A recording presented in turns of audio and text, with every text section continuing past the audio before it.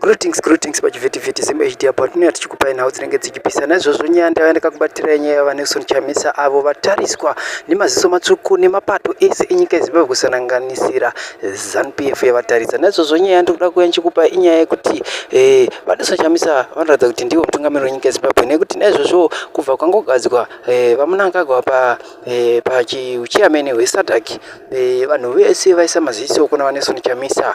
Naizvozvo ndinoda kukuonesai kuti vese vanhu vakafeila kurwisa ZANU-PF nevese vakatombosungwa neZANU-PF vese vakaitwa vanotarisira kubva kuna Nelson Chamisa, vanoda mazano kubva kuna Nelson Chamisa. So munhu wamunonzwa achipikisa Nelson Chamisa kuti haasi mutungamiriri, haasi chikurwadziwa, ndiwo zvatoda kusimbisa. Isi muri Zimbabwe tinoti tichisimbisa shanduko ndo yatinosimbisa. Naizvozvo tiri mutsoka dzenyu, zvamuri kuchemera ndizvo zvinhu zvimwe chetewo zvatiri kuchemera kuti dai zvinhu zvachinja kwaiva neimwe hurumende nyowani inokwanisa kuti sapota pane zvese zvatinoshuwira, nekuti mwataza Zimbabwe yadown, hapana chiri kushanda zvine musoro. So inini yandayanayo ndeyekuti vaNelson Chamisa ndiye mutungamiri wenyika yeZimbabwe. Tarisai kuti nyaya dziri kutendera pasocial media inyaya dzinani. vaNelson Chamisa havana bato, asi ndivo vari kunzi vazodai vazodai, inyaya dzekunyepa dzese dzinenge dzivachipomerwa, asi zuva rekupedzisira muchange muchiona kuti ndiani mukuru. Thank you for watching this video muri Zimbabwe.